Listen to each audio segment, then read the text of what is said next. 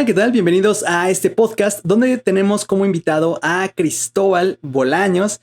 Es una persona con la que tenía muchísimas ganas de platicar porque lo conocí por razones completamente fortuitas, ya que un día estaba yo trabajando en Twitch con Mística Boutique y él me estaba ayudando y resultó ser un tester específicamente de Mística. Entonces, esta es una plática que me dio mucha alegría. Prepárense sus palomitas, prepárense su botana y todo lo que necesiten porque es una charla bastante larga, pero definitivamente les recomiendo que la vean completa porque está no solo muy interesante, pueden aprender muchísimo y Cristóbal es una persona no solamente con bastante conocimiento, sino que ahora ya ha realizado el color de un largometraje en el cual estuvo trabajando y hablamos por supuesto acerca de todo esto, los retos, las felicidades y por supuesto algunas cosas que pues simplemente tienen que suceder en este tipo de proyectos. Entonces, pónganse cómodos, bienvenidos y disfruten de esta plática.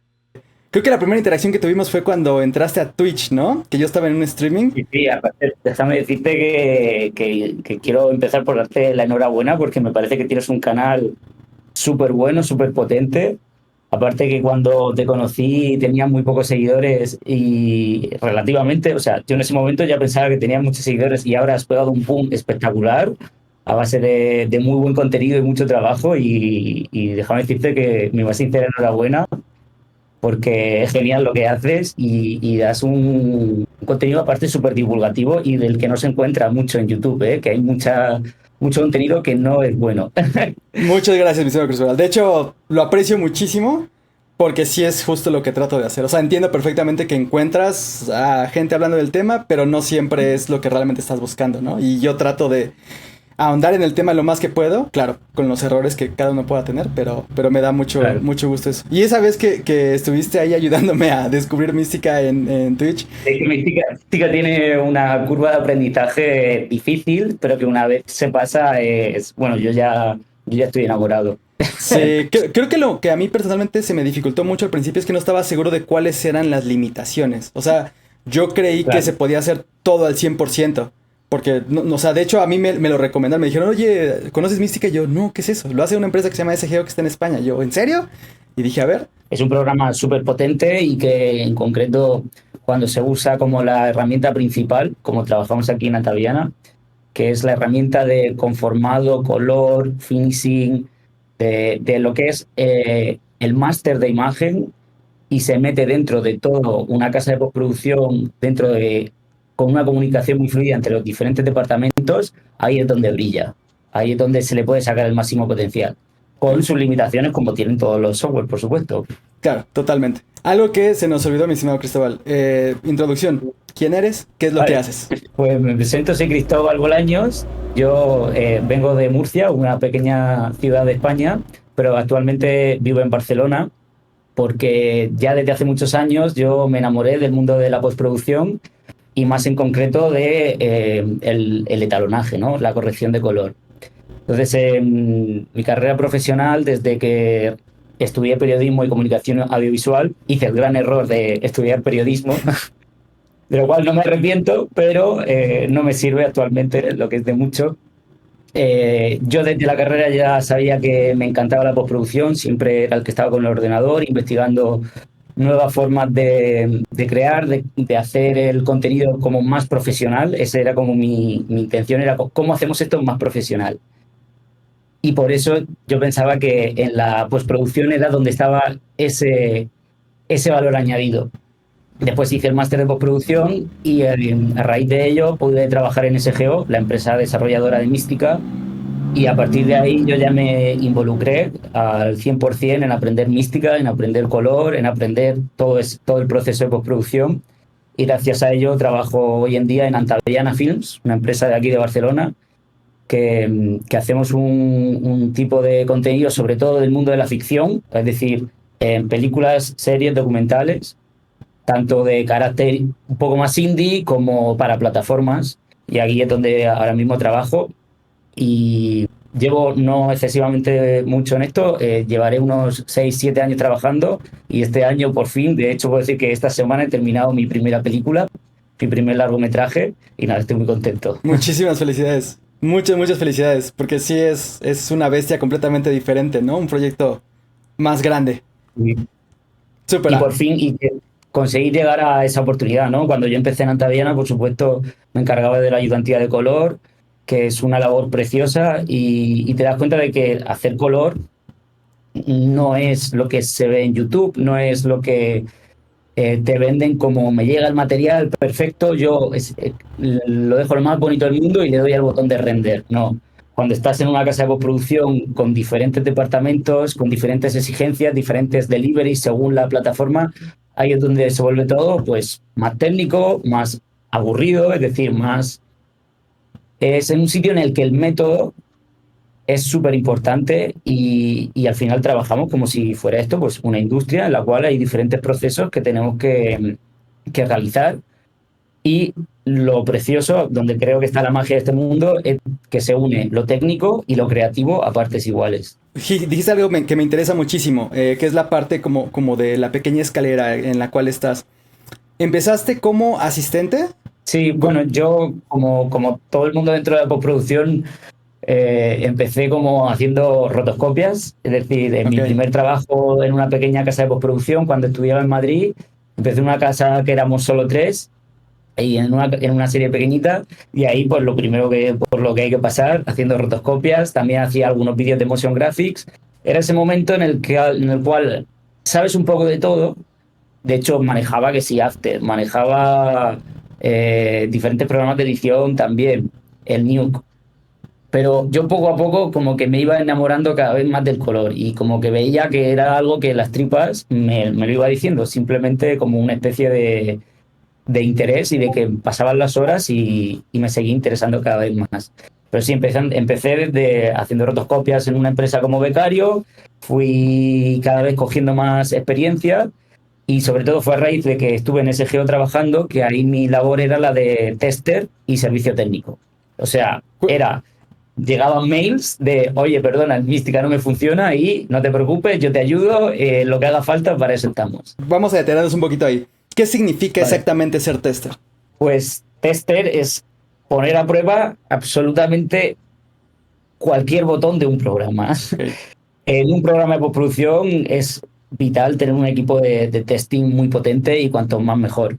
SGO es una empresa aparte que eso le da muchísima importancia. Y el servicio técnico de SGO es, de hecho, es que es un equipo como súper fiel, ¿no? Es un equipo que con Blackmagic, con DaVinci, obviamente, como es una empresa tan grande, no puedes, pues, ¿a qué acudes? A foros. Sí. Y SGO pues, sí que tiene ese trato pues, mucho más cercano, ¿no? Esa capacidad.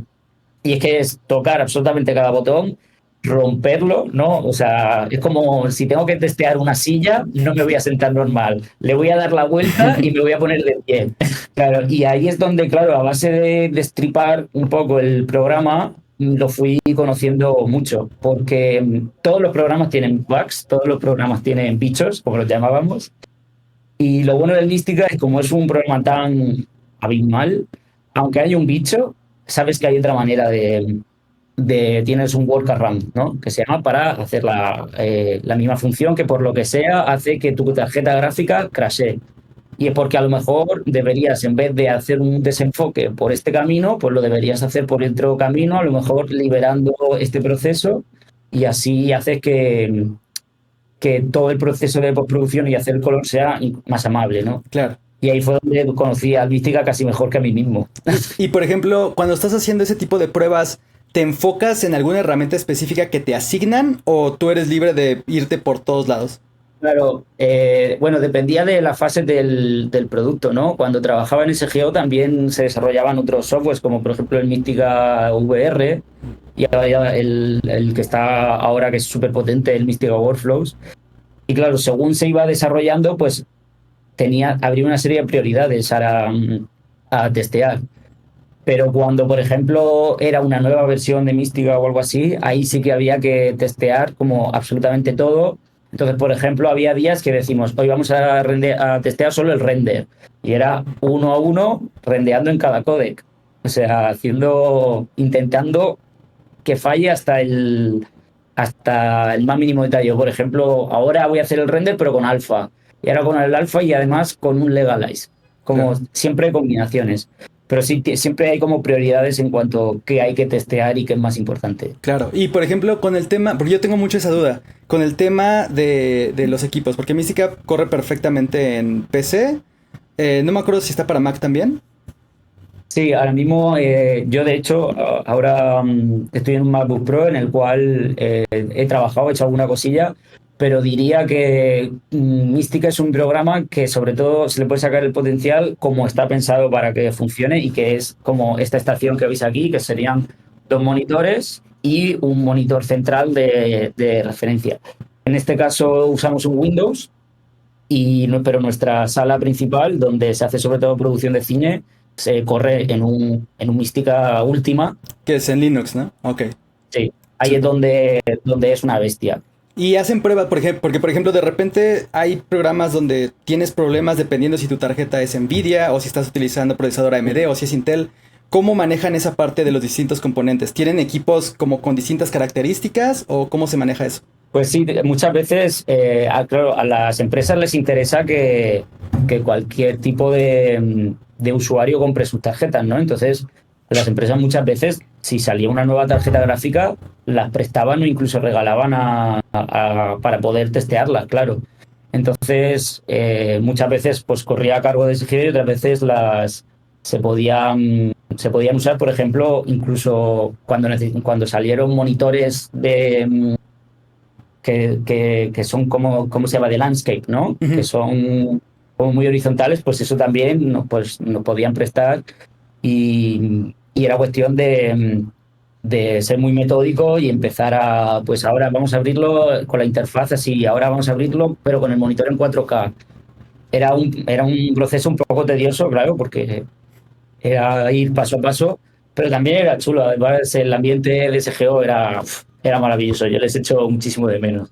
Súper. ¿Y cuáles son las habilidades que tú consideras son las más importantes? Si alguien dice, ¿sabes qué? A mí me interesa esa parte de ser tester de algún software. ¿Cuáles son las habilidades que se deberían de desarrollar? Primero, entender bien cuáles son los procesos para llevar a cabo diferentes etapas de postproducción. Es decir, de nada te sirve testear algo si no sabes que lo estás usando en un caso real, ¿no?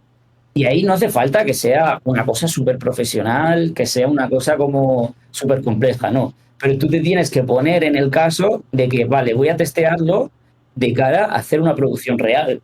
Incluso puedes llevarte una producción tuya y llevarla a cabo en un programa beta y así es como le estás sacando mayor partido. Sacas tu producción y practicas, por ejemplo, haciendo el color de una secuencia que te puedes descargar con el footage que dan las cámaras online y a la vez le estás dando un uso real. Entonces, diría como un entendimiento muy bueno de cuáles son los diferentes procesos y eso te ayuda a practicarlo y también ser metódico y ordenado, cosa que tengo que reconocer que no es mi mayor virtud.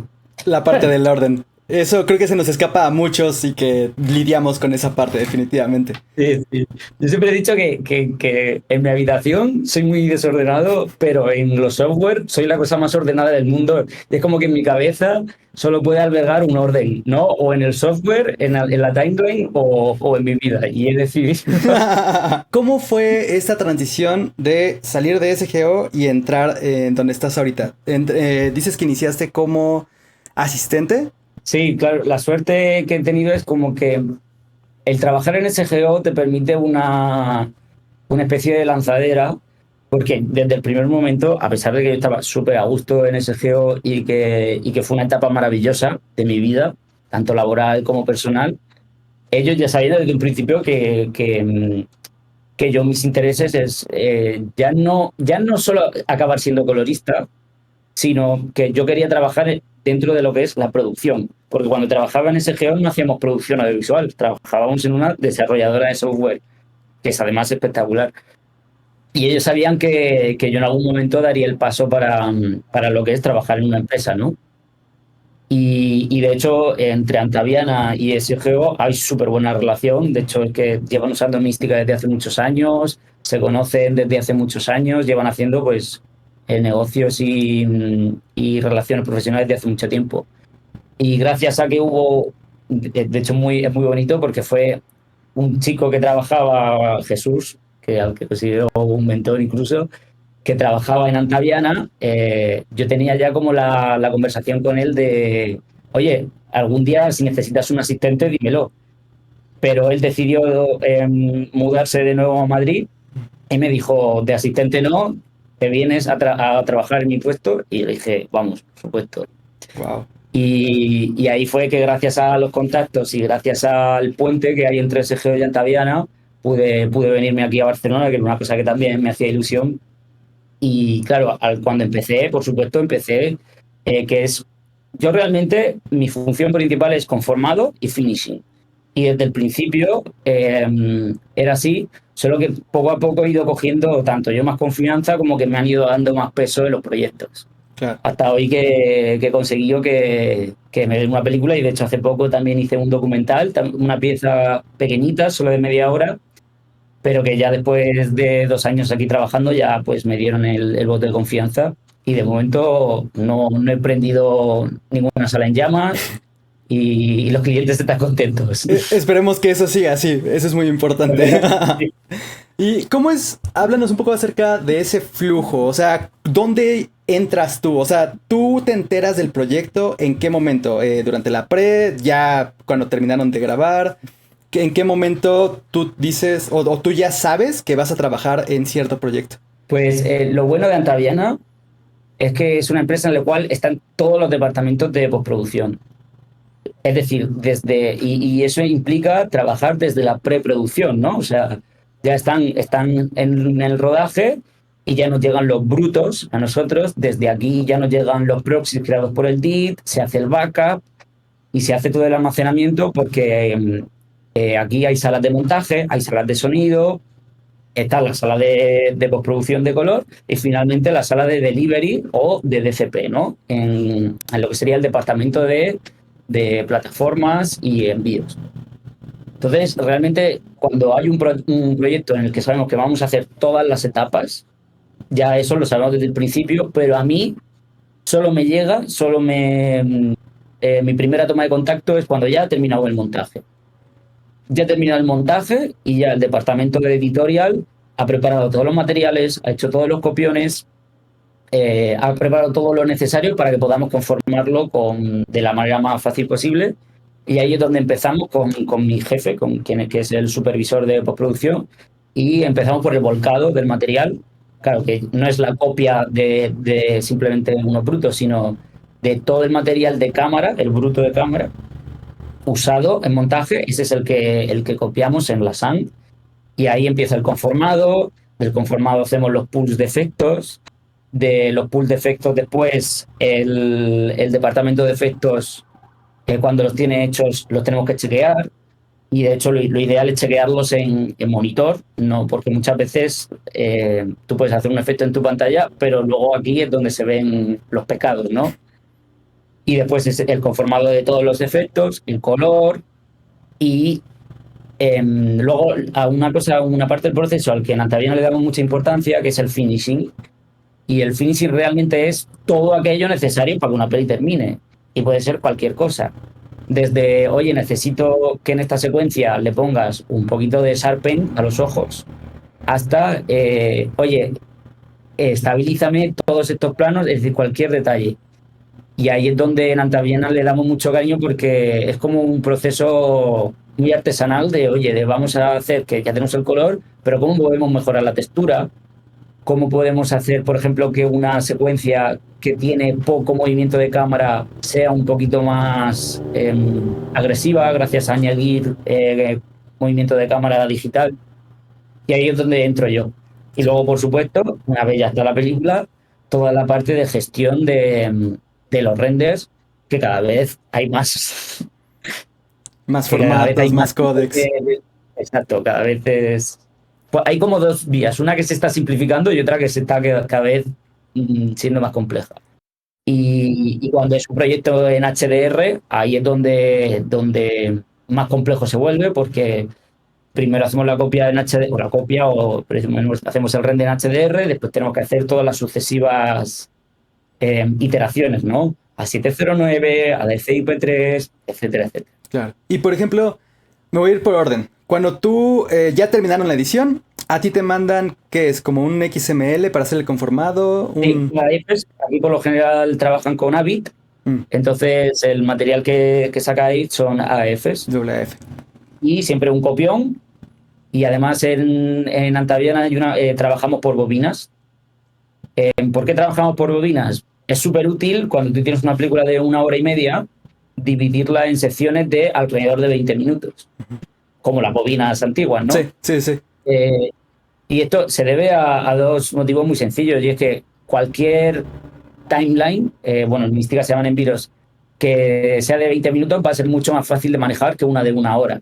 Claro. Sobre todo cuando llevas ya casi todo terminado, que sabes que ya te va lentísimo y que no puedes, y tienes que optimizarlo. Y segundo, que si hay cambios de montaje, que los hay siempre, constantemente, hay veces que esos cambios de montaje solo afectan a una bobina. Claro. Entonces no tienes que coger toda tu timeline y moverla, tal. No, solo son cambios de montaje que te afectan a un sector de esos 20 minutos. Claro. Entonces nos llega el copión dividido en diferentes bobinas y ahí es donde yo conformo contra el bruto de cámara. Súper. Y después de eso dices que se hace el pool de VFX. Sí, efectivamente. ¿Qué es exactamente el pool de VFX? Pues el pool de VFX es dentro de cada bobina, ¿no? Hay una serie de planos que se tiene que hacer el efecto, ¿no? Borrados es lo más común, ¿no? Sobre todo si es una película de época, pues hay que borrar todos los aires acondicionados, pértigas que se cuelan siempre en los micros, y ya pongamos que efectos que de hecho vienen pensados, ¿no? Cromas, efectos de diferentes capas que hay que unir. Entonces lo que hacemos es, cada uno de esos planos los exportamos al departamento de VFX. Además ya aquí es donde entra el flujo ACES. Es decir, cada bruto de cámara lo leemos en su espacio nativo de cámara. Ponte que si es una ARRI log C, y siempre lo exportamos a Linear AP0, porque ahí es donde ya comienza el flujo de ACES, porque con efectos siempre hacemos flujo ACES. No siempre se lleva también a color, pero cada vez más. Y después de eso, tú ya empiezas tal cual directamente a trabajar en la parte de color. Y después te empiezan a regresar materiales que ya traen los VFX y ahí tú vas armando el rompecabezas, ¿no? Claro, cada vez, esto ya depende mucho de las producciones, pero se supone, esto en el mundo perfecto y teórico, que los efectos, o sea, que el color se empieza cuando ya están los efectos hechos. Pero la realidad es que no, es que hay que entregar la película lo antes posible, y de hecho se hace el color mientras se están haciendo los efectos. Entonces muchas veces en esos efectos se hace un color previo, y entonces en los casos, por ejemplo, en el que yo no soy el colorista, cuando a veces, incluso a la vez de que está el colorista trabajando y yo aquí, porque las dos salas están conectadas, voy conformando los efectos, y a veces cuando han terminado color hacemos las partes de revisión y ya se habla con el director de foto de, oye, ya tenéis estos efectos, mirarlos por si hace falta algún cambio, mirar si el color responde bien, porque esto es otra cosa que pasa, que el efecto realmente se termina en la sala de color. Claro. Y el operador de VFX hace un efecto, pero muchas veces no tiene sentido de la continuidad, y esa continuidad se la tiene que dar en la sala de color, claro. Claro. Esta es una breve pausa para agradecer a la comunidad poderosa, que es gracias a todos ustedes que se pueden realizar este tipo de videos y este contenido, y vamos a seguir creando más y más. ¿Qué es la comunidad poderosa? ¿De qué se trata la membresía poderosa? Si te interesa aprender todo lo que tiene que ver con la parte de color, profundizar muchísimo más en la parte de DaVinci Resolve, esta es la comunidad para ti. Gracias a todos los que ya forman parte de esa gran comunidad. Y seguimos con la plática con Cristóbal. ¿Con cuántas o cuáles personas tú tienes interacción en cada proyecto? ¿Tienes interacción solamente con el productor y a partir de ahí se divide la información? ¿O vas directo con el DP? ¿O cómo es esa jerarquía de comunicación? Claro, pues cuando yo no me encargo del color, sino que soy como la persona encargada del conformado, del finishing, soy como el que garantiza que la ciencia y administración de color, espero estar diciendo esto bien, por si es igual no para que la administración de color sea la correcta y haya una uniformidad de color en todos los departamentos, ¿no? Entonces ahí siempre estoy como en contacto, ya no solo con el equipo de producción de mi empresa, que está en contacto con todo, sino con el departamento de efectos, para asegurarnos que, oye, que les ha llegado bien los plates, que el software responde bien, y cuando me llegan los plates, que también me llegan en AP0, y les hago la transformación de color, que el color sea uniforme, ¿no? Entonces, por una parte con el departamento de VFX, por otra parte, por supuesto, con el colorista, porque yo conformo y no conformo de la misma manera para todos los coloristas. Hay coloristas, sobre todo que Mística permite esa flexibilidad, ¿no? Hay coloristas que prefieren que se le organice el timeline de una manera, otros que se haga de otra manera más simple o más compleja. Eso depende completamente de la relación con el colorista. Y ahí, por supuesto, empieza la relación también con el director de foto o la directora y con dirección. Y con lo que son los productores, yo no suelo tener mucha relación. Eso ya más la parte, pues eso, los jefes de cada departamento. Ok, interesante. Y eso, a lo que dijiste ahorita de la parte de que no siempre se conforma igual, ¿eso cómo lo aprendes? O sea, ¿es puro ensayo y error o tienes como una junta antes de empezar el primer proyecto con ellos y sabes que a mí me gusta esto y esto? Sí. Por lo general intentamos tener pues una reunión que puede ser la reunión que muchas veces es un café que estamos teniendo en una pausa, ¿no? Pero, por ejemplo, hay una cosa que suele siempre tener, que exige una conversación y una investigación que suele ser, por ejemplo, aplicar grano. El grano que es una parte muy importante de la textura de la película. En función de tú cómo lo apliques, puede afectar o no al color, puede crear una textura muy dura o al revés, o intentar que sea muy suave. Y ahí es donde intentamos hablarlo lo antes posible porque hablarlo en la última parte del proceso suele ser peor, porque a veces puede implicar incluso hacer cambios de color. Y eso es lo que no queremos. Queremos que cada hora en la sala de color se use de la forma más eficiente. Entonces sí, siempre tenemos como una reunión, que esa reunión, oye, no es como súper seria y tal, sino un café de, oye, vamos a hacer esta administración de color, vamos a aplicar el grano de esta forma y con el colorista se le suele pedir que venga antes de la sesión de color para que se vaya familiarizando con el material y demás. Sobre todo, hay coloristas que todavía no están muy familiarizados con flujos ACES, ¿no? Entonces se dice, oye, vente y el día de antes practica y te vas familiarizando con el método de trabajar de ACES, sobre todo porque las herramientas no te van a responder de la misma manera, sobre todo si solo estás acostumbrado a trabajar con Leaf Gamma Gain en SDR y ya está. Súper, interesante. ¿Cuál es la petición más interesante que te piden respecto a la parte del conformado? Por temas de que específicamente ese colorista sí lo pide. Pues creo que hay sobre todo lo que me mola es cuando le sacan partido al Mística, ¿no? Entonces el Mística tiene como esta flexibilidad de que no existen los tracks, son como capas, ¿no? O sea, líneas, no hay un track de vídeo y un track de audio, ¿no? Entonces hay coloristas que me piden, por ejemplo, que organice algún tipo de cámara o algún tipo de tiro en diferentes capas, ¿no? Y entonces ellos lo usan pues, para navegar más rápido entre según qué tiro de cámara, ¿no? Claro. Eso suele ser el uso de display filters, ¿no? Los display filters podría decirse que es como un filtro de salida que tú no visualizas, pero que se está quemando en tu monitor, ¿no? Por ejemplo, una ODT te haces. Tú puedes decidir tener la ODT, verla como el efecto, como si te pusieras un nodo al final de DaVinci, ¿no? O tú puedes decidir que esa ODT no se vea, pero que esté quemada. Y ahí es donde hay diferencias en coloristas. Hay coloristas que prefieren tenerla porque quieren manipularla. Hay algunos que dicen, no, yo quiero esto lo más simple posible porque yo toco en 4 vectores todo y ya está.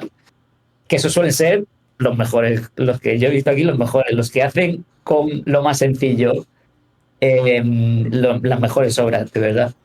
Creo que es un dato interesante porque también creo que son los mejores proyectos, o sea, en términos de la planeación y la ejecución de la gente, porque, o sea, no tienes por qué terminar con un tema gigantesco si el proyecto va bien, ¿no? Si hay una buena comunicación, tienes que poder hacerlo de la manera más simple posible, no hay necesidad de elevar la complicación. Que creo que a veces, yo lo digo por mí personalmente, a veces la complejidad es como una inseguridad. Porque dices, no, es que no puede ser muy simple porque pues no, tengo que hacer que esto se vea y que realmente estoy haciendo algo, ¿no? Y es como de, no, o sea, es una idea completamente equivocada y viene de inseguridad, la verdad. Sí, bueno, y yo creo que viene mucho del contenido que se ha ido haciendo en Internet y que yo mismo empecé consumiendo y haciendo cuando todos empezamos a ver tutoriales en YouTube. Y es que suelen ser de el antes y el después, y mil capas, y mil nodos, y mil historias que cuando vas a la vida real tienes mil planos a hacer el color en 2 semanas. Y no, y viene, y tienes que pensar que ha venido, que no es un plano que viene de stock, no, que es un plano que viene con un tratamiento de fotografía con una persona que antes ya le ha dado un tratamiento. Y tú no puedes ir en contra de ese tratamiento, tienes que ir a favor. Entonces, muchas veces, cuanto menos mejor, cuanto más simple, más bonito suele quedar. Y la importancia está en el entender bien cómo funciona el proceso de color, cómo hacer que esa imagen resulte estética, que es amable al ojo y que vaya a la dirección con una buena comunicación con fotografía. Claro. Cosa que yo todavía, oye, que yo no soy todavía ningún experto ni nada y que estamos todos en esto aprendiendo poco a poco. Sí, es un aprendizaje constante al final del día. Y por ejemplo, ahorita que tú hiciste el color en esta última película, ¿tú tuviste a alguien que te conformó el proyecto? No, claro, aquí yo me lo guiso, yo me lo como. Claro, la cosa es que la diferencia es yo trabajo aquí en la casa, ¿no? Entonces, yo de hecho, a mí me encanta esto porque mucha gente trabaja como freelance, ¿no? Entonces, los freelance cobran muy bien y es muy necesario que cobren bien porque hay gente que, bueno, no tiene la misma estabilidad laboral porque van por proyectos y también tienen un caché, según el colorista, ya una trayectoria profesional. Entonces, con el colorista lo que interesa es que venga aquí a hacer el trabajo de color y que venga aquí a hacer el trabajo creativo. Entonces, por eso él cuando llega tiene todo conformado y cuando llega lo que se tiene que enfocar es en el color. Entonces, por eso los temas de cómo aplicar grano o cómo gestionar según qué parte del proceso, las hablamos con él, por supuesto, pero viene a hacer el color porque cada hora suya es muy importante y muy cara y las horas en la sala de color pasan volando. Sí. Y por eso también está la fase del finishing, ¿no? Porque muchas veces el proyecto no tiene más presupuesto y no se puede permitir 2 horas más del colorista. Y entonces ahí es donde entro yo en plan de, bueno, si lo que hay que hacer no es tocar el color, sino hacer que haya una máscara para iluminar el cielo en según qué planos, eso, aunque también hay que hacerlo con respeto al trabajo del colorista, por supuesto. Sí, Si claro, porque si no, no... Sí, claro, hay un tema de autoría también, ¿no? claro. Pero claro, yo como trabajo aquí, yo soy, por así decirlo, el colorista in-house. Entonces, cuando a mí me toca un proyecto, yo me lo conformo, yo tiro los efectos, yo hago todo, claro. Sí. ¿Y cuál fue la parte más, primero la más pesada de este proyecto último que tienes o que tuviste? Bueno, pues yo, debido a mi inexperiencia, para mí ha sido todo un viaje, yo notaba que al principio no entendía bien cómo funcionaba esta cámara. O sea, lo han grabado con una ARRI y yo me he hecho el flujo de color con el que me siento muy cómodo. Aparte, lo he trabajado en ACES. Pero al principio era como que no entendía qué está pasando con las altas, no entendía por qué de repente tenía las pieles disparadas. Y me faltaba esa parte que yo creo que te la trae la experiencia de haber tocado mucho para saber si hago este proceso, por ejemplo, de manejar las altas luces en según qué momento por ejemplo, en la parte más inicial del color, a lo mejor esto me ayuda a tener una imagen más amable, a que los negros no estén súper apretados y conseguir eso. Entonces, yo me acuerdo de tener como una semana y pico de entender bien cómo abordar el proyecto, o sea, cómo hacer que el color de una manera eficiente y bonita. Y una vez y además frustrante, ¿no? De repente, hostia, esta secuencia no me sale, de tirar del boli, ¿no? Y una vez pasado ese proceso un poco frustrante, ya decir, vale, esto ya va encaminado, va encaminado. Luego quieres como que abordar un proyecto grande directo y es como de no, no, no, o sea, primero practica, primero ve qué fortalezas tienes, si hay algo que se te va a dificultar, que ya lo sepas desde el inicio, ¿no? Porque si no, a mí me llegó a pasar al principio, de repente quería empezar el proyecto como si nada y de repente todo estaba diferente porque pues no sabía bien cómo se iba a comportar el material, cómo venían las secuencias. Entonces, esa parte me parece muy interesante. ¿Y cuánto tiempo? Dices que más o menos fue una semana la que pudiste como primero familiarizarte con el proyecto. Después de eso, ¿cómo fue como los tiempos? O sea, ¿cuántos días, cuántas semanas haciendo qué cosas? Pues este proyecto también como ha sido, como era, la verdad es que ha sido un win-win en el sentido de que para mí ha sido como mi primera oportunidad, pero también como en un proyecto de bajo presupuesto, mi empresa llegó a un acuerdo, la verdad que súper beneficioso para ambas partes y es que era como, entonces tu presupuesto va a ser bajo, pero a cambio vas a tener un colorista de no tanta experiencia, ¿no? Y además no vamos a tener una deadline como súper fija de Ah, 2 semanas, ¿no? Entonces, es un proyecto de estos de primera oportunidad y de hecho, según me han contado, suele ser así como funciona la primera oportunidad de mucha gente porque no tienen la presión de una deadline. Al proyecto no le va a salir muy caro y es una muy buena oportunidad para alguien para empezar, ¿no? Es como una órale. triada. Entonces, muchas veces he tenido que ir trabajando, casi sacando horas sueltas de mi trabajo, ¿no? Y el problema es que muchas veces 8 horas seguidas avanzas muchísimo, pero haciendo 1 hora al día avanzas muy poco, ¿no? Sí, porque aparte es una hora después de haber ya tenido tu turno normal de trabajo. O sea, ya estás Sí, agotado. efectivamente. Efectivamente, sí, a veces que en plan, no me funciona la cabeza. Pero el proceso han sido como 2 meses, pero diría que si pusiera esto en cuanto a jornadas de color, pues habrían sido como 2 semanas de jornadas de color intensas. Y esa semana que tuve previa como muy bien has dicho tú, de entender cómo funciona el material, de cómo es la respuesta, ¿no? Claro. A lo que estoy haciendo. Y eso total, esa semana hay coloristas que ya no la necesitan, claro, pero yo sí porque todavía no tengo tanta experiencia. Sí. Me recuerda, por ejemplo, a los músicos estos que son de orquesta, que puedes meterles la partitura y medio la ven y vámonos, la leen de Sí, principio a fin. total. Y uno va empezando y dice, ¿y estas patas de araña qué son, no? Sí, sí, completamente. Y que yo lo he visto en vivo en directo, como hay coloristas que cogen un plano y se ponen a hacer 4 cosas es otra cosa que me parece flipante, sin despegar el ojo de la pantalla. Ah, claro. Simplemente miran, hacen tal, 4 cosas y ya lo dejan pinchado. Aquí se suele decir eso, cuando se deja el plano pinchado, es que está ya Órale. como que hace match y que está perfecto, ¿no? Wow. Sí, ya el nivel de experiencia ya es otra cosa. Sí, claro. Claro. Y el ojo biónico que tienen algunos total de decirnos, hay un problema en el proyector con las bajas luces. Y decir, joder, pues nada, no sabemos, volvemos a calibrar el proyector porque es algo que necesita siempre un mantenimiento y que efectivamente, que tenía esa pequeña desviación, porque al final son desviaciones y tal, que pasan con el tiempo y por eso hay que recalibrar de vez en cuando.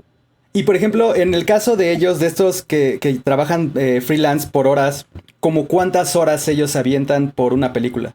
Claro, aquí depende también del proyecto, pero mínimo siempre suelen ser 2 semanas de color, ¿no? 2 semanas, estamos hablando de 5 días a la semana, Sí, 5 días a la semana. 8 horas. Es decir, 10 días, 10 jornadas, por así decirlo. Ok, Y las jornadas en Antaviana siempre funcionan de 8 de la mañana a 3 de la tarde y de 3 de la tarde a 10 de la noche, ¿no? O sea, entonces hay como el turno de mañana o el turno de tarde. Y así es como se saca el partido máximo a la producción. Y hay veces y luego está esta sala, ¿no? Que esta sala es como la de producción más para televisión, ¿no? De producción en HD, mientras que la otra es la de HDR y cine. Y a veces hay producciones allí mañana y tarde y aquí a la vez. Y ahí es sí. cuando no te puedes pedir vacaciones porque... Sí, te necesitan ahí sí o sí. Sí, sí, sí, claro, claro. Y entonces me decías, se echan al menos 2 semanas. Mínimo siempre una producción va a necesitar 10 días de jornadas aparte de ese tipo, que suelen ser continuas y de 8 a 3 o de 3 a 10, que en esas horas siempre hay un descanso, ¿no? Claro. No es enseguida. Pero mínimo 2 semanas y por lo general siempre necesitan más días porque cada vez las productoras quieren ahorrar más y quieren quitar jornadas de color y los directs de foto y las directs de foto hay un momento que dicen, no, si es que se necesitan más horas humanamente, quiero decir, Claro. no, y no es porque hay veces que es verdad que se toman malas decisiones, por desgracia, que hacen que haya días de trabajo que hayan sido inservibles, pero si no, se suele necesitar más de 10. Y la producción que tiene mucho presupuesto, es decir, que tiene un presupuesto suficiente, suelen ser 3 semanas, es decir, 15 días de color. Claro. Y luego también hay una serie de días destinados a hacer lo que serían los trim pass, ¿no? Si hago la película en HDR, pues tengo mi día destinado a pasarlo a 709. Y tengo mi día destinado a pasarlo, si hace falta, a cine, a DCI-P3, ¿no? Con estos proyectos, cuando tú te encargas después de la parte de finishing, ¿cuáles son los límites? O sea, ¿qué cosas te piden que tú dices, no, eso ya es demasiado? Y en esos casos, ¿qué haces? ¿Lo delegas a la parte de VFX o eso ya no se puede hacer? Sí, claro, depende. Uso demasiado la palabra depende, pero es que de verdad que siempre depende del presupuesto. Pero, eh, claro, muchas veces hay veces, y ahí es donde también brilla mucho el Mística, que el Mística tiene un módulo de VFX que es bastante potente, ¿eh? Que no llega a las capacidades que tiene un Nuke, por supuesto, eh, pero que para hacer cosas incluso rápidas se pueden hacer bastante incluso en el momento, como por ejemplo borrados, como por ejemplo pequeños parches que hay que traquear. Pero hay momentos donde hay que pasar la VFX y ahí es donde se recurren a lo que llamamos en España ñapas. No sé si se dice también allí en México. No, no me suena la Una palabra. ñapa, una ñapa es un apaño, es decir, una solución rapidísima en el momento y pidiendo por favor que nadie lo vea, ¿no? Entiendo perfectamente. Y eso se suele hacer mucho y estoy seguro que hasta en las producciones más profesionales de Marvel y de Star Wars y de cualquier cosa, ¿no? Claro. Y suele ser cuando estamos en la fase de finishing, hay que estrenar la película en no sé qué festival, por lo que sea, súper rápido y hay que sacársela ya y de repente se dan cuenta de que hay no sé qué cosa en el plano que hay que borrar y ahí es donde muchas veces no se puede delegar a VFX y hay que hacerlo ahí directo en el Mística.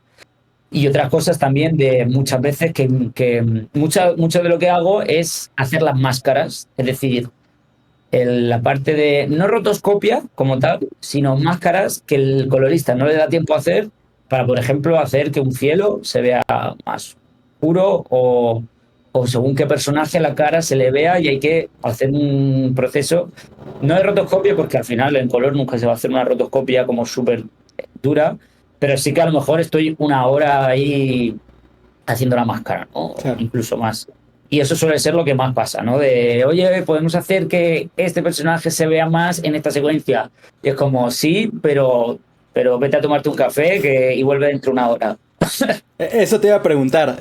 ¿Cómo se maneja esa parte de en qué momentos hay alguien con el colorista en la sala, cuándo no están ahí? ¿O cómo funciona eso exactamente?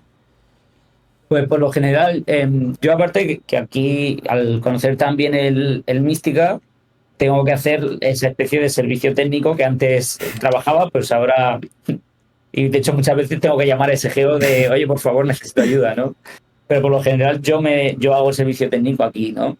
Entonces, por lo general siempre al empezar el proyecto, siempre estoy, porque el primer día de un proyecto siempre es súper importante, y también al final, ¿no? Como que asegurar que el principio y que el final vayan correctamente, ¿no?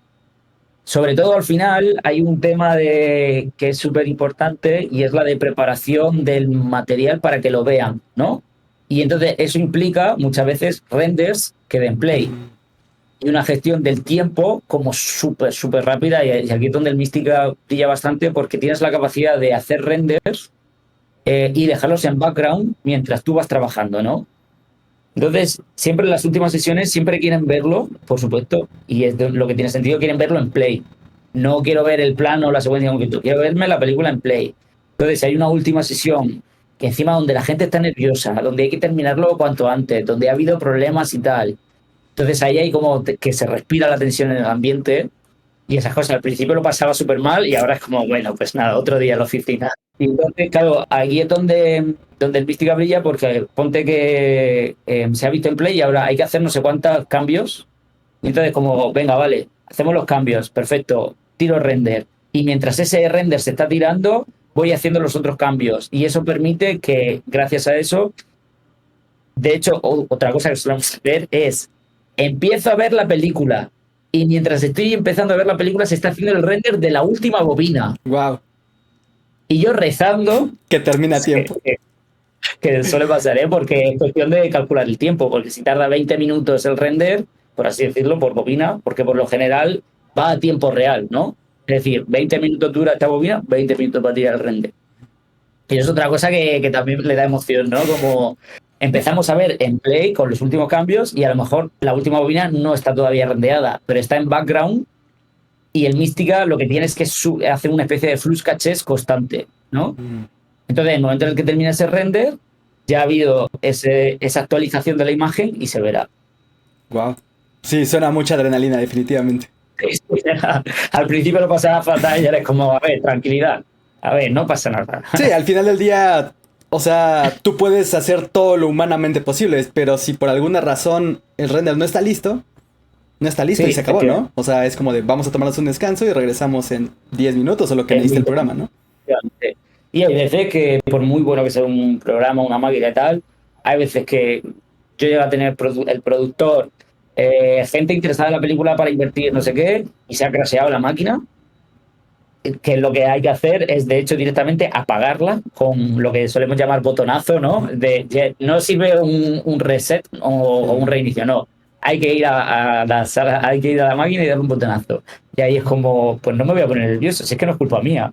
Sí, claro. Lo aviso, le digo, oye, lo siento, la máquina se ha crasheado, hay que reiniciar y va a llevar 10 minutos máximo en que podamos volver a ver la peli. Claro. Sí, al final del día es como ese tema de comunicación, ¿no? Siempre y cuando tú puedas decir exactamente qué está sucediendo y que ellos no se queden así de ¿por qué no estoy viendo nada, no?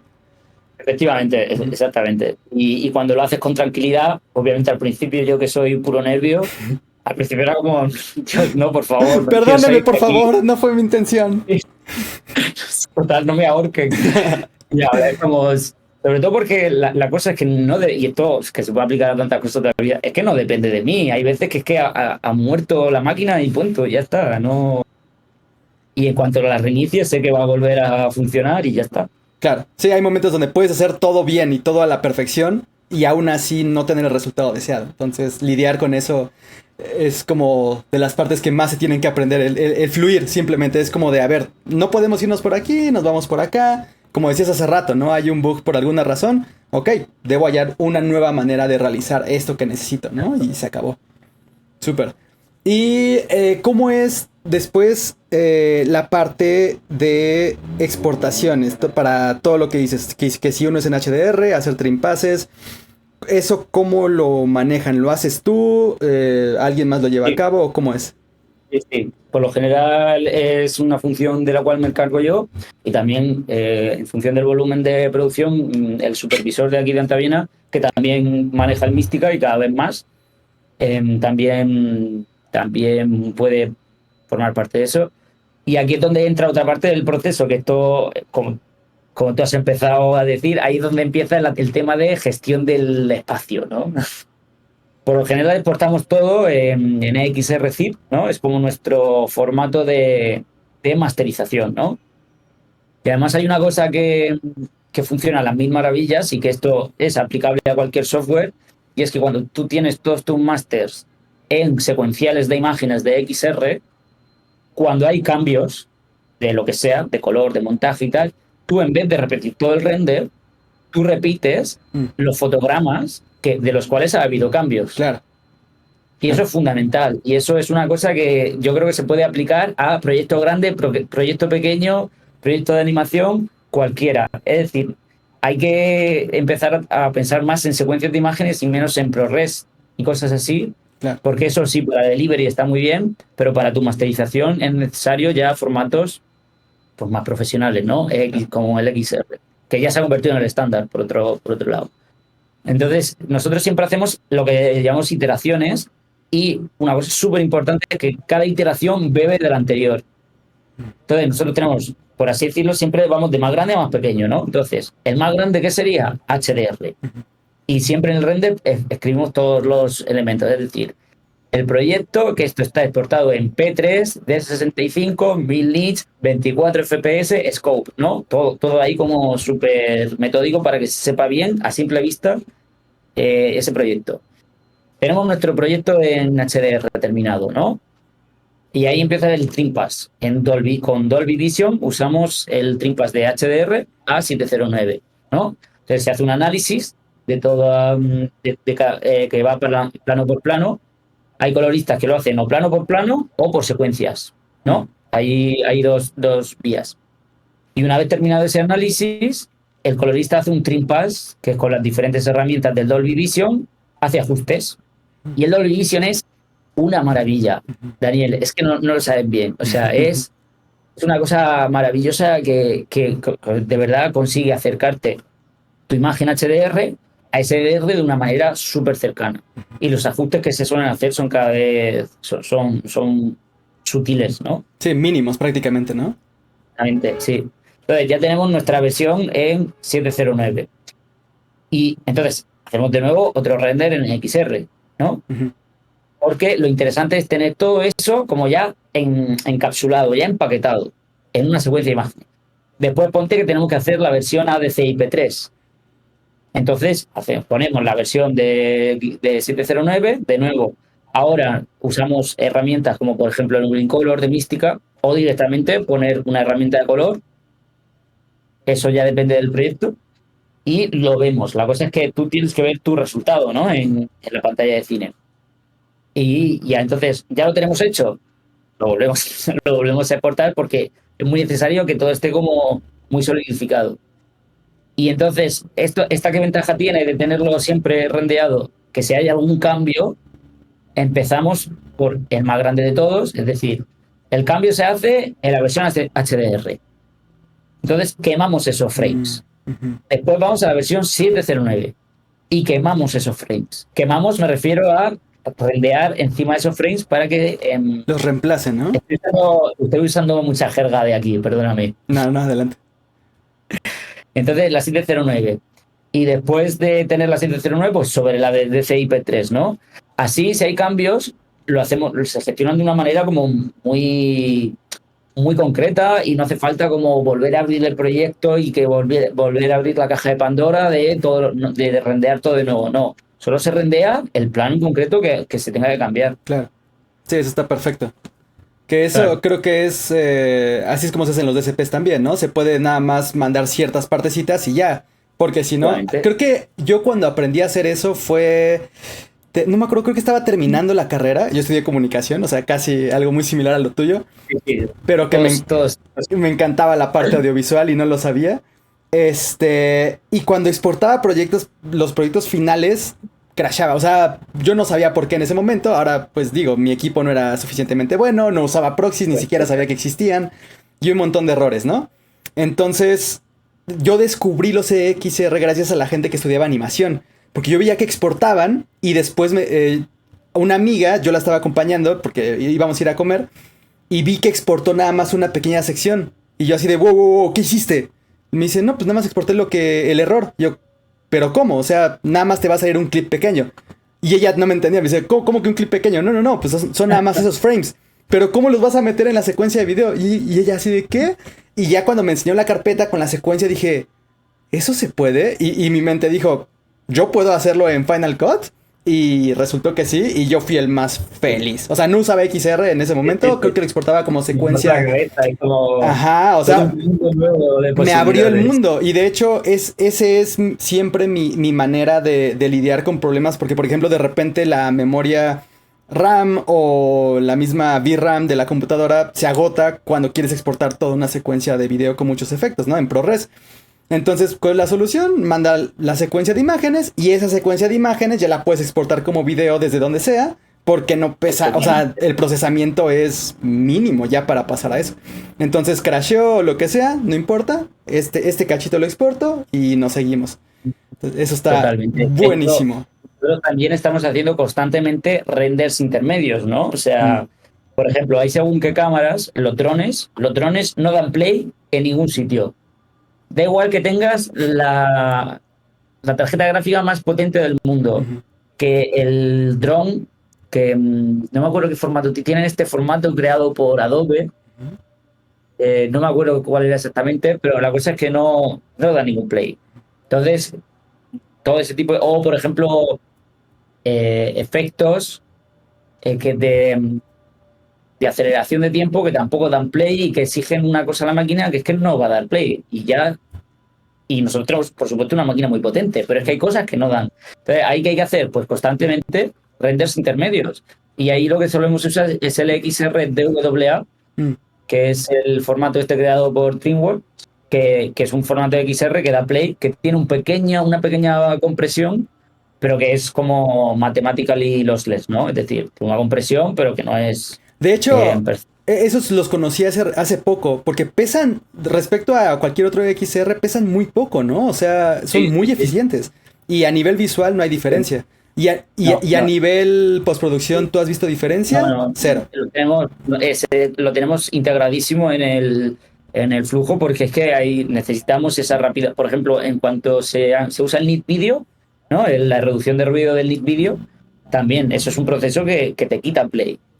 Y el tener play en el momento de hacer color y en el momento de trabajar es una cosa fundamental. De hecho, que parte de mi trabajo consiste en conseguir esa fluidez y entonces está en la parte de gestionar qué partes del montaje pueden dar problemas, en transcodificarlo a XR para asegurarme de hacerlo bien, es decir, con la administración de color correcta, que todo se haga aparte, que lo pueda mandar a un sitio que después voy a poder gestionar para después, si hace falta, eliminar ese material, que no... Y ahí es donde usamos eso, tanto la secuencia de imágenes, tanto para que nos consiga dar play y que la administración de color sea correcta, como para hacer todas estas iteraciones de renders. Y sí, al final, como decías hace rato, es experiencia de todos modos, ¿no? O sea, hay problemas que simplemente no te has enfrentado y no hay manera de aprenderlos, sino hasta el momento en el que Claro. suceden. O sea, simplemente estar lo mejor preparado y saber. Yo siempre lo veo todo como un rompecabezas. O sea, y Sí, es creo que a mí la parte que a mí más me gusta. Para mí es un problema donde son muchas piececitas. Y todas están, algunas están volteadas. Y lo peor de todo es que la imagen que tienes de referencia no existe. Tienes que ir descubriendo a veces cómo va a ser esa imagen final. Y de repente ya vas viendo, ok, y esta es la imagen final a donde tengo que llegar. Y ya lo vas armando. Pero muchas veces es nada más de, me topé con un problema, vamos a ver cómo sí. resolverlo. Y una y otra vez. No solamente con el proyecto, sino Por hasta con las eso, personas. por eso yo animo mucho a que cuando aprendes color, que no solo aprendas a hacer color, porque el color, si bien es muy importante, es una parte del proceso, ¿eh? Pero aquí, aparte, lo que yo veo aquí en la industria y tal, se suele trabajar con los coloristas que están familiarizados a trabajar dentro de esa escala, ¿no? Dentro de ese rompecabezas y no al colorista que viene aquí, hace color y se pira, ¿no? Claro. Sí, al final necesitas a alguien que esté familiarizado con todo lo demás. Si no, algo que a mí al principio me fastidiaba un poco, que era que te piden cosas que pues no tienen mucho que ver, ¿no? Y es porque la persona no sabe exactamente cómo funciona la herramienta. Entonces tienes que aparte decirle o explicarle cómo es que funciona y los alcances, ¿no? Y eso nunca te pagan, o sea, nunca va a estar pagado ese proceso de enseñanza a un cliente porque muchas veces se lo tienes que explicar para que entienda cómo hacerlo, ¿no? Y cómo hacer el proyecto. Ujú. Y eso es algo que ese conocimiento tiene un valor muy grande, ¿eh? Claro. Pero Sí. claro, no. Sí, sí, yo de repente veo como el trabajar es solo como una extensión de la escuela, porque todo el mundo seguimos aprendiendo. O sea, siempre va a haber algo que necesitas tú aprender o que tú le vas a enseñar a otra persona. Y creo que mantener esa mente como un poco más abierta es súper importante. Porque creo que a mí Sí, lo que al principio me frustró un poquito es que yo pensaba en mi imaginación que la gente que ya estaba fuera trabajando, independientemente del tiempo que tuvieran, sabían todo y tenían una solución para absolutamente todo. Y me no. dio un poco de, no sé cómo decirlo, pero como una ligera decepción cuando me di cuenta que no era así. Entonces fue así como Ah, de, sí. ok, interesante. Además, es una industria que está en constante renovación y crecimiento. O sea, y no es solo entender de repente cuando surgió el HDR, entender en qué consiste el HDR, en qué consiste esta nueva normativa de emisión, no. Es que de repente los nuevos códecs de HD, de ARRI, no sé qué, ahora con Mystical Workflows, ahora me tengo que estudiar ahora otro programa porque tiene cosas como súper interesantes para integrarlo, ¿no? Y, y, es, y, y Y es una cosa también muy bonita de esta industria, el que hay que estar constantemente activo, ¿no? Que si te estancas, Sí. te vas a quedar un poquito por detrás, claro. Sí, esa parte de actualización, súper importante. Y aparte, pues sí, estar abierto al cambio, porque de repente te enamoras de una herramienta o estás acostumbrado a hacer algo de una manera y después ya no te quieres salir de ahí, pero todo sigue avanzando al mismo tiempo. Dice Marcus, hola, ¿qué tal? Una pregunta. ¿Cuál ha sido el error más problemático que otros departamentos te han pasado y cómo lo solucionaste? Órale, interesante pregunta. Ah, pues claro, al conformar hay un problema que si sucede desde la parte del volcado del material, Perdón, que volcado. ¿A qué te refieres con volcado? ah, volcar el material es cuando tú lo tienes en la cámara, en la tarjeta, y tienes que volcarlo pues, a los discos duros, Ok. ¿no? Entonces, el DIT, que tiene una responsabilidad impresionante en todo proyecto, tiene que asegurarse de que ese material se vuelca bien, es decir, que se transporta eficazmente desde las tarjetas de la cámara al disco duro y que además una cosa que en cuanto pasa ya es terrible y es que no se repitan nombres, Oh, porque en el momento en el que tú tienes dos clips que tienen el mismo nombre y muy probablemente incluso coincidan el timecode, ahí es donde se vuelve todo pues muy tedioso, porque cuando le llega al montador los proxies, él no se fija, el montador no se fija en eso. no. El montador no se fija que el montador ya tiene los proxies montados, el ayudante de cámara aparte se los organiza y el montador ya empieza a gestionar su material, pues ya cada montador. Eso ya sí que es otro mundo, pero cada uno se lo gestiona de una manera, pero él no se fija. Entonces él empieza a montar y punto. Incluso cuando el ayudante de cámara prepara eso, no sabe. Entonces me llegó un proyecto, un documental, en el cual había 2 días que no se hizo como el reseteo, entonces 2 días donde los planos de cámara eran exactamente iguales, el nombre. Donde además era una producción que estaba entre diferentes países y entonces había planos grabados a 23,97, otros a 50, otros a 24, otros a 25. Es decir, estaba todo.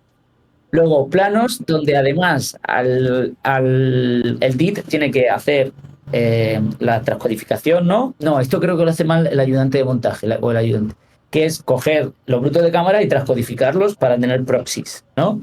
Entonces, eso también se tiene que hacer bien. Se tiene que hacer de manera que el nombre y el TC coincidan. Pues también coincidió que había como varios días que se habían inventado los nombres y nadie sabe con qué nomenclatura ni cómo ni nada ni nada. O sea, ¿los proxies tenían diferente nombre que el material original? Sí, todo. O sea, imagínate Pe- cuando Pero ¿cómo haces eso? O no, sea, no lo sé. porque creo que el problema sería si estás cambiando los nombres y en eso te equivocas, ¿no? Pero, ok, fue un error que sucedió. Sí, Paz. te juro que no lo sé. Entonces, fue un proyecto, un documental, que esto es verdad que los documentales son más caóticos que las películas, porque un documental, pues eso, muchos equipos, diferentes países, puede ser una combinación de muchos factores. ¿Y qué pasó? Que lo tuve que conformar a mano. Es Guau, decir, no. ir plano a plano con el copión y buscando ese clip y buscando el frame.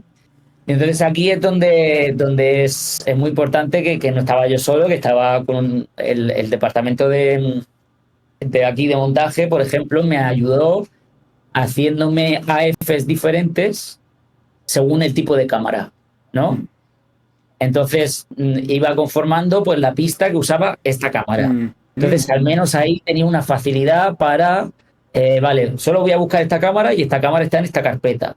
Entonces tenía esa facilidad de decir, vale, ya, de hecho, cuando ya llevaba unos cuantos, ya más o menos sabía dónde estaba cada clip. Ya sabía, por ejemplo, cómo encontrar bien el TC. Pero lo que no quitó, que fue, me acuerdo, una semana o semana y pico entera solo para conformar una cosa que conformar se puede hacer perfectamente y sin problemas en unas cuantas horas, ¿eh? O sea, y fue una semana entera y bueno. Y en ese caso, por ejemplo, o sea, el tiempo se acorta hasta cierto punto, ¿no? Durante 1 o 2 semanas, el tiempo que tardes en resolver eso. ¿Quién lo termina No, pagando? claro, ahí no, claro, lo que es el coste de conformado, porque es que claro, lo gracioso es que hacen eso para ahorrarse, por ejemplo, en la ayudantía de montaje, ¿no? porque me acuerdo que este documental pues era bajo presupuesto y dijeron, pues no necesitamos ayudante de montaje, nos lo ahorramos. Pues al final lo acabas pagando en conformado. Porque, claro, si es que al final lo barato, de hecho, Claro. desde Netflix, de las plataformas, cada vez le dan más peso a ese tipo de figuras. Por ejemplo, la ayudantía de montaje, porque saben que tener eso, una persona encargada de que técnicamente funcione bien y que haya ese flujo, es que va a hacer que la producción sea mucho mejor. Claro. Sí. O sea, Sí. al final le sale más caro, porque el tiempo de conformado tiene un coste. Y si en vez de unas horas es una semana, pues Qué, sí, sí. qué horrible. Pero me gustó mucho esa solución de una AF para cada cámara. Ese está buenísimo. Claro, No se sí, me había sí, ocurrido. Qué interesante solución. claro. Y es simplemente porque cuando tienes un problema que hay que hacer, pues dividirlo en pequeñas partes, ¿no? Sí, justo. Y así pues lo vas dirigiendo de otra manera. Y eso me ayudó muchísimo, porque claro, según la cámara, había problemas, por ejemplo, que esta cámara, a lo mejor el problema era simplemente que está en 23. Entonces, con esta cámara lo que tengo que hacer es transformarlo. Con esta cámara es como que no encuentra nada. Una carpeta buenísima, que no sé por qué, era como que si había 7 planos en esa cámara, el primero correspondía con el séptimo, el segundo con el sexto y el tercero con el cuarto. Y yo pensando, ¿pero qué ha pasado aquí? O sea, que ¡Guau! O sea, nombres duplicados así de esa sí, de manera. todo. Fue un proyecto que encima tengo que decir que el documental está bastante guapo, pero que, claro, que acabé odiando muchísimo. Claro, sí. Una relación amor-odio con los proyectos. Sí, completamente. Tengo una duda. El EXR, ¿qué es exactamente y cómo se exporta en Premiere o en Final Cut? Nunca lo he oído. ¿Quieres abordar Pues muy eso? buena pregunta. Bueno, sí, de hecho sí, es una muy buena. De hecho escribió XR, pero el formato es EXR, que significa, no sé, Oye, eso, ahí me pillas. exchange algo, ¿no? Supongo. Sí, derivable o algo así, de ahí viene la R, no sé, no. De Ahí me hecho, pillas. de hecho tampoco sé quién lo inventó, ¿tú sabes? O desarrolló más Yo bien. sé que es un formato de código abierto Ujú. y entonces, de hecho, se ha llegado a estandarizar gracias a eso. Porque como es un formato de código abierto, es decir, que no tiene una propiedad, no tiene un copyright. Nadie te demanda si lo usas. Exacto, y que, por ejemplo, diferentes empresas hayan ido mejorándolo y por eso existen diferentes tipos de XR. De hecho, el que te digo, el que se llama DWA, lo desarrolló DreamWorks para tener su propio XR de uso interno, pero que lo dejaron para uso abierto. Entonces, lo guay es que los softwares, como es de código abierto, tú eres Mística, eres SGO y te coges el código y lo implementas en tu programa. Eso me encanta. Todo lo que son de código abierto me Sí, encantan. ¿Y cómo claro. hacerlo técnicamente? Usualmente te viene la opción. Creo que eso lo puedo abordar en un short o algo por el estilo para que lo Sí, tengan en de cuenta. hecho, te recomendaría, seguro que sería muy útil porque en Premiere la gestión del XR es peor que en otros programas por el tema de, no sé cómo funciona Adobe exactamente, porque hace mucho tiempo que no lo uso, pero sé que cuando exportas a XR, que es un formato que es de 16 puntos flotante, es decir, que tiene una cantidad de bits y de profundidad de bits muy profunda, tiene una parte como de gestión de color que haces desde el render, ¿no? Hace mucho que no uso Premiere, pero sí, la última vez que me metí está un poco extraño. Y por mi experiencia, los renders de XR que vienen de Premiere suelen venir mal. Y creo que es porque no está muy claro cómo hacer el render de una manera. Entonces ahí hay una parte de investigación que seguro que mucha gente lo agradecería, ¿eh? Sí, hay una parte muy interesante también porque ahorita que lo mencionas, me estoy metiendo un poquito con la parte de Flame también. Y Ah, sí, lo he un visto. proyecto que quería hacer de prueba, o sea, era un proyecto chiquitito de 3 minutos, era un videoclip. Y el XML simplemente no lo abría. Entonces, ya cuando le pregunté a la persona que me está ayudando con esto, que es mi mentor, se me hace curioso que tener esa figura en mi vida. Pero me encanta. Él lo que me decía es que básicamente, al parecer, el estándar como que no lo están respetando al 100% o cambió en algún punto por alguna razón y Adobe empezó a hacerlo un poco diferente, el XML.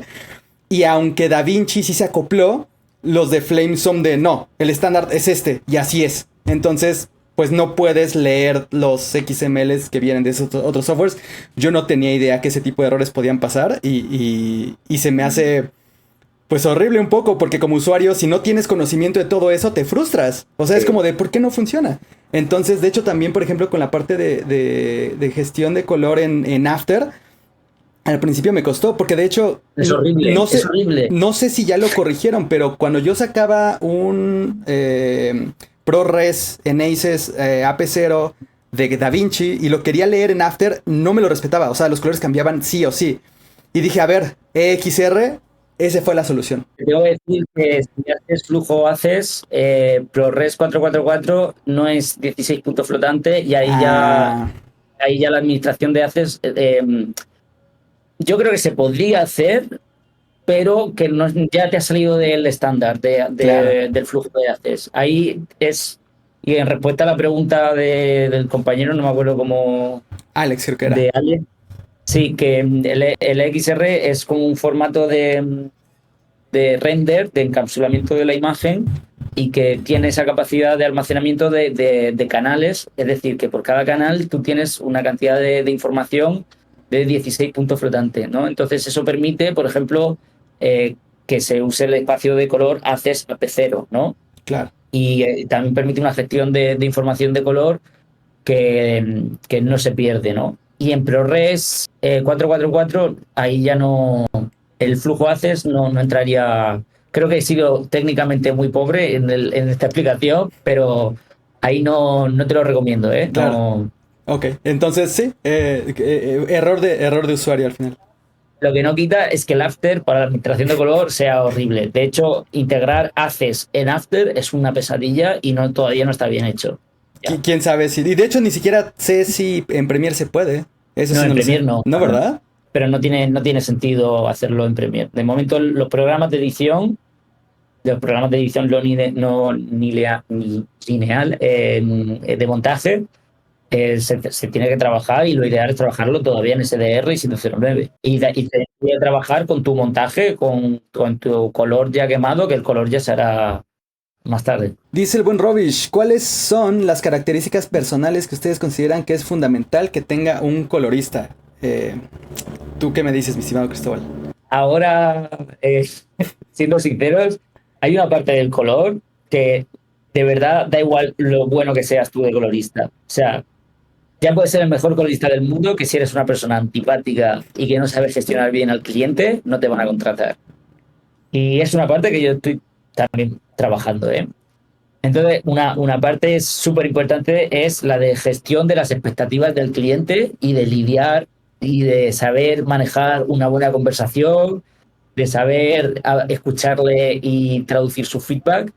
Es decir, tienes que saber vender, ¿no? O sea, hay una parte casi de que casi como si te quitaran la imagen y tú tienes que vender tu color y hacerlo de una forma como espectacular, ¿no? Y que el tío, el cliente o la clienta esté en su cabeza flipando con el color que tú estás haciendo y el monitor está apagado, ¿no? Entonces, obviamente, pues te podría decir las cosas, que si trabajo duro, que si ser metódico, que si tal, pero hay una parte súper importante de saber gestionar bien el cliente.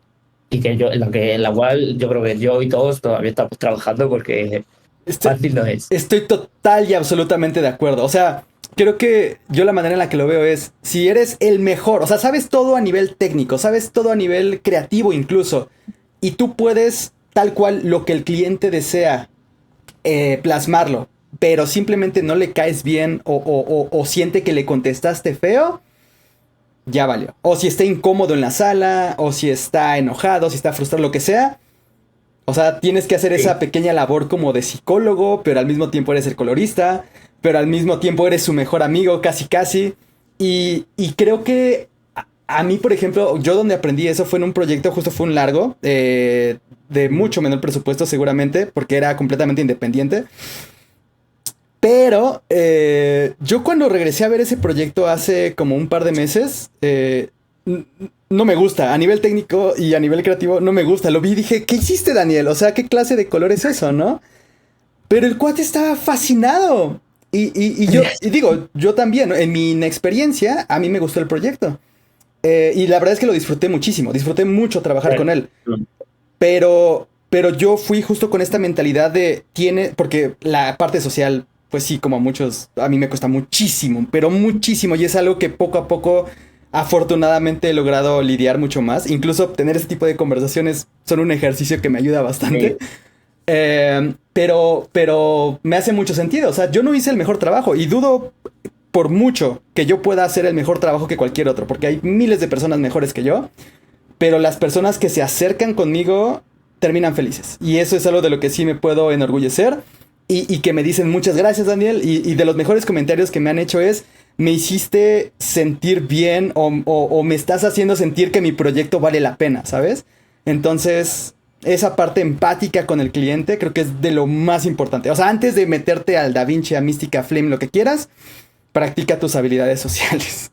Y eso se practica, y déjame hacer un inciso y tal, que vivimos en un momento en el que parece como que tienes que vivir para trabajar, ¿no? Y tenemos que ser, y que si quieres llegar a esto tienes que ser un workahólico y tienes que dedicar todo y hacer contenido en redes y vivir.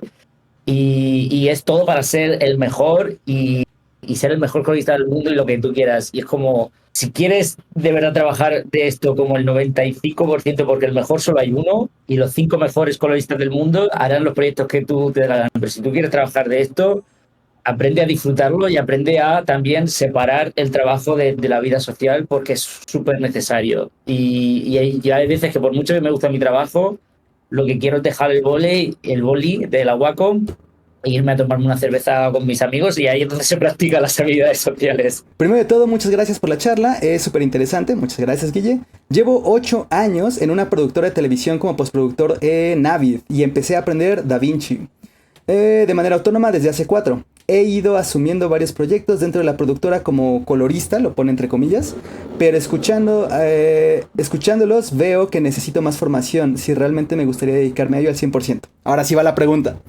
¿Qué me recomendarías a nivel formativo para llegar a trabajar de manera más especializada como colorista? Bueno, lo primero es que no, es que quítate las comillas de colorista, porque si tú en tu empresa has hecho el color de proyectos, oye, ya te puedes poner el título de colorista, que esto no es una especie de medalla o de diploma que nos damos entre nosotros. Y de hecho hay muchísimo ego, y de hecho hay que luchar en contra de ese ego del colorista, o sea que enhorabuena. Y a nivel de formación, hay aquí un tema, y es que por desgracia no hay muy buen contenido online, y no es un contenido que todavía se haya democratizado mucho en Internet, porque hasta hace no mucho era solo de unos pocos, ¿no? Entonces te recomendaría que, o si bien apliques, no sé, no me gusta mucho usar esa palabra, pero que busques trabajo de colorista y busques herramientas, busques footage en Internet para lidiar con él, incluso busques proyectos, empezando por cosas pequeñas, y que la experiencia será tu mejor aliada, y que veas también los vídeos de Daniel en fotos, que son buenísimos.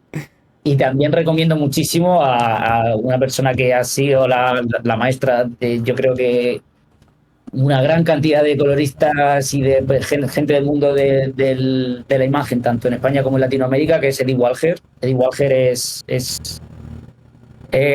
un gurú del color, es una persona que tiene tantísimo conocimiento en su cabeza, de la cual, aparte, es un gran divulgador, y sus cursos son muy asequibles. Yo aprendí muchísimo con él, pero diría que la experiencia, que intentes buscar trabajo desde proyectos pequeños para ir subiendo poco a poco, y si te quieres dedicar a esto profesionalmente dentro de una casa de postproducción, pues que pidas trabajo en casa de postproducción, y si te dicen que no, pues seguir intentándolo, pero pero no lo quiero decir desde el punto de vista de déjalo todo, no duermas, solo no. Las cosas hay que hacerlas con cabeza, y te recomendaría ir por ese camino hasta que consigas tu primera oportunidad un poquito más grande y consigas ir haciendo una cartera de clientes que te den más proyectos.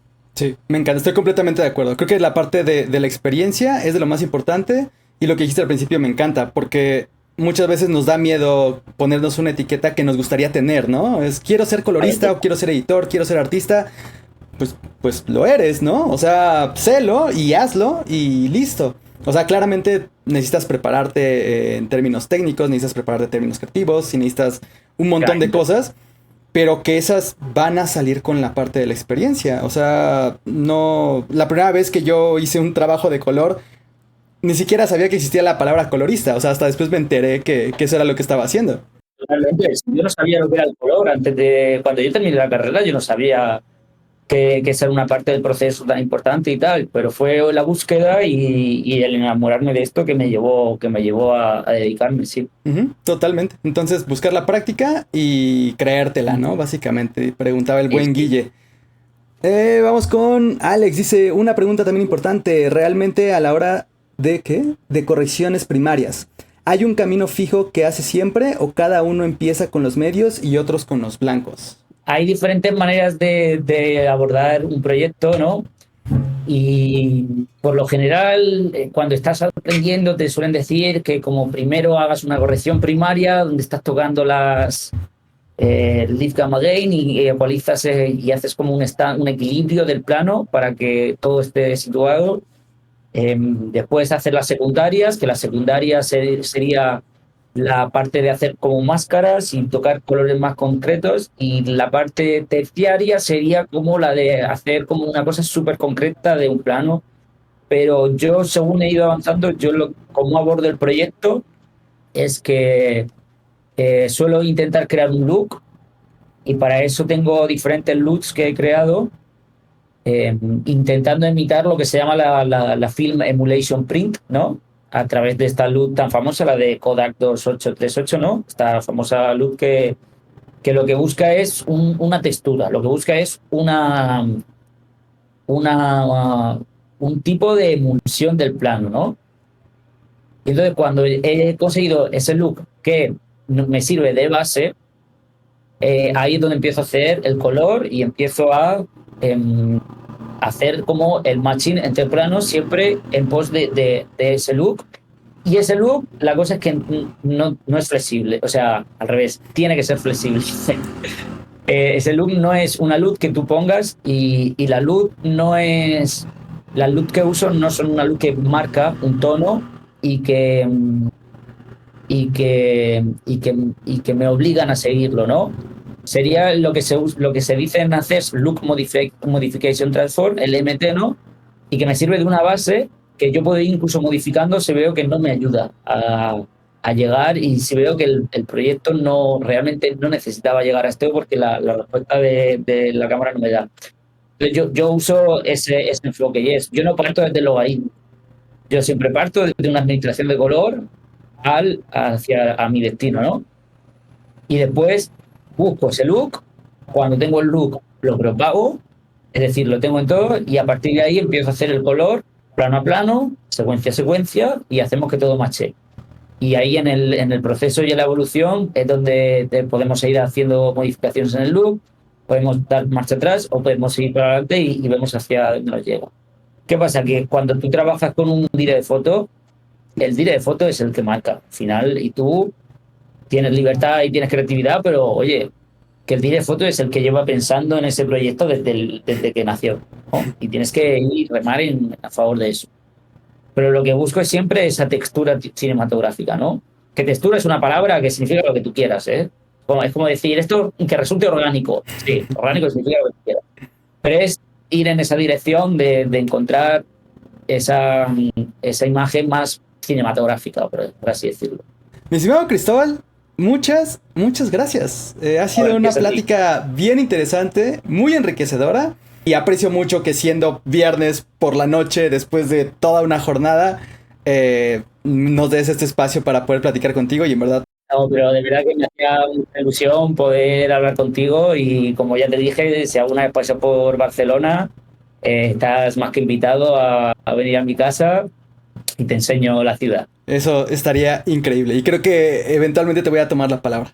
De hecho, tengo muchas ganas. Esto no es oficial porque todavía no sé si realmente lo puedo hacer, pero tengo muchas ganas, justo con lo que decías, de que como que todavía la información está como muy cerrada de esta parte del tema de color, como de hacer un micro tour por estudios con gente que pueda hablar al respecto, y como dar un poquito más de luz a, pues a cualquier persona que quiera aventarse, porque creo que lo más frustrante a veces es decir, es que me encanta lo que esta persona hace, quiero llegar, pero no tengo idea. O sea, te dicen, no sé, como ahorita, ¿no? Habilidades sociales y practicar en un proyecto y lo que sea.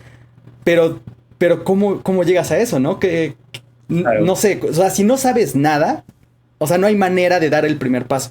Entonces, estaría increíble eventualmente poder ir y poder platicar como ya más ahí en tu espacio físico, ¿no? Y ya poder ver como cosas, digo, hasta donde la empresa permita, porque pues claramente supongo que hay cosas que no se pueden, pero sí tengo mucho esta idea de hacer como un micro documental. Igual y empezar con cosas simples.